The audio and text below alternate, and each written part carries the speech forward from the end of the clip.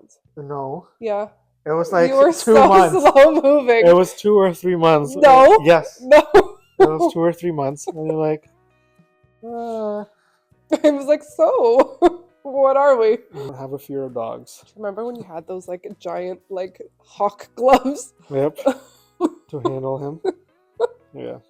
People stay because of the kids and which can be good or bad, because you're also at the same time role modeling for the kids that in the future, if they're unhappy in their relationship, they should also stay for a reason outside of themselves. Right.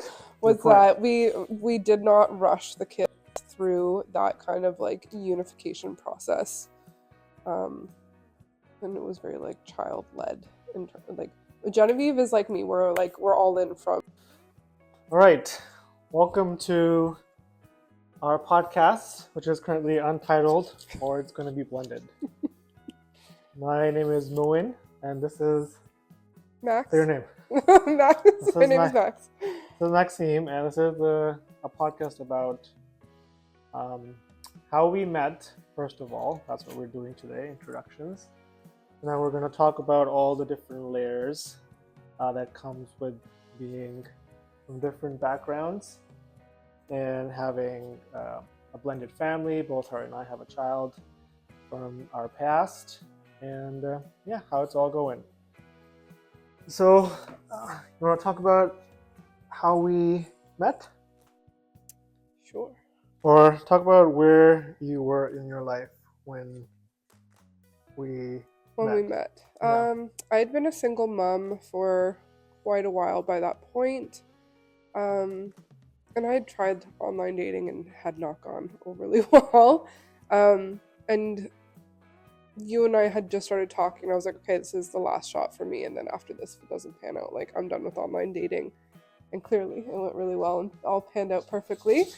But I was living in Cambridge at the time. I was working a really good job. And pretty much just kind of happy with how things were in my life. And then we met, and everything kind of changed all for the better. But I think it was really cool that we were both single parents and girls of similar ages. My daughter's 8, his daughter's 7. Or our kids now. Yeah. But it was very different with you than it had been with anybody else, like from the start. How about you? So I had moved to Guelph from Milton. For those of you who don't know where both of those are, doesn't matter. I moved far away from where I was before. They're in Ontario. And I was going through a separation. And again, online dating and almost ready to give up. Actually, I guess the date that we went on would have been my last date through online dating, and so it was. I was intentionally, I remember, very slow getting into the relationship because that's what I was working on from my past, because I have a pattern of going into things very quickly. And so I was intentionally taking it slow, taking my time, and you were the exact opposite. exact opposite. What did you say to your best friend after our date? Oh, I knew like the minute you walked into the coffee shop, and then we had our first date and we went for a walk and stuff. But it was Christmas Eve. And I remember going back because she was watching my daughter while we went on our date, and I went back and I was like, yep, this is it. Like, I found the one. And I remember my best friend being like, have you lost your mind? Because up until that point, I was like, I don't think I'll ever get married, anything. And then like it was quite literally the day I met you, and I was like, yep, this is it. I'm done. This is the one. That's crazy. It was pretty crazy. Yeah. And I was right. and she was right. And but you were very slow moving for a very long time, which I think was for the benefit of both of us, because I also tended to rush in, and it forced both of us to slow down and build like a really healthy foundation and not burn through the relationship like previous patterns for both of us. Yeah, I think it was very important to slow it down for sure. I mean, Especially with kids involved and everything like that. especially with kids involved, like I guess Gigi. Can you say Gigi? Yeah, I think Yeah, so. Gigi Right? was what, 4 or 5 at the time? I think she was 4. 4, and then no, I think she was 4.5 maybe, or Semantics. semantics. Anyway, they were young, and so obviously when kids are involved, it's important to obviously go slower, and yeah, we took our time. Very intentional, I think, would be the best word about our progression through our relationship. Yes, very intentional, and we didn't. I mean, it was slow for us compared to our past. A lot of people can be in relationships for a long time. Yeah. Yeah, and we did get married. But we Surprise! didn't even like, you wouldn't even officially call it a relationship for like, I think it was like at least 5 months, 4 months. No, Yeah. it was You like were 2 months. slow moving. It was 2 or 3 months. No, Yes, no. it was 2 or 3 months. And you're like, I was like, so, what are we? yeah. And I was traveling. We met on Christmas, and then I was traveling in, was it February? Yeah, for a month. Yeah, and so it was still very early. We were basically It was like several months we met after towards that. the end of December, and then we had January, and it was COVID. That's what we Good couldn't. times. Yeah, we couldn't meet. We did meet, but a handful of times, and yeah. And after that, I traveled. Yeah. We Our girls get along like Oh yeah, girls get along great. fabulously well. They're inseparable. Yeah, that's a huge plus. Yeah, that worked out really, really well. Huge plus. They're close together. They get along. But I think that also has a lot to do with like how we introduced them and phased everything in terms of our relationship, because we were very like, we let the kids kind of navigate and direct the pace with which we were moving forward. Like even when you guys would come to stay at our like Genevieve and I's place, you would sleep in one room with Amanisha and I would sleep in another room with Genevieve, because Amanisha wasn't like ready for that level of separation yet, and we like let the kids really like determine. Are we trying to have a sleepover over there? So many times. What? Yeah. Remember, you'd sleep in my bed and I'd sleep with Gigi in her bed because she had a big bed. I don't recall. Many, many times. I know you guys slept over. No, there was no room in your golf apartment. You only had one bed.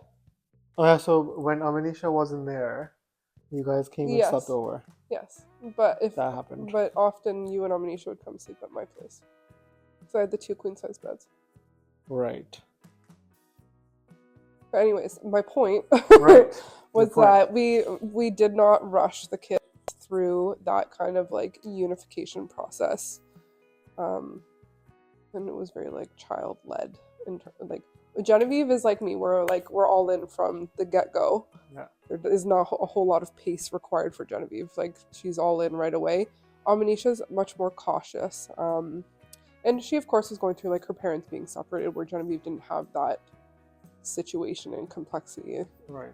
Yeah, I think honestly the biggest like piece of advice I could give when you're kind of bringing 2 separate families together is to move very slowly, or like even if it's at like snail's pace, to the point where it's painful for you as being the person in the relationship.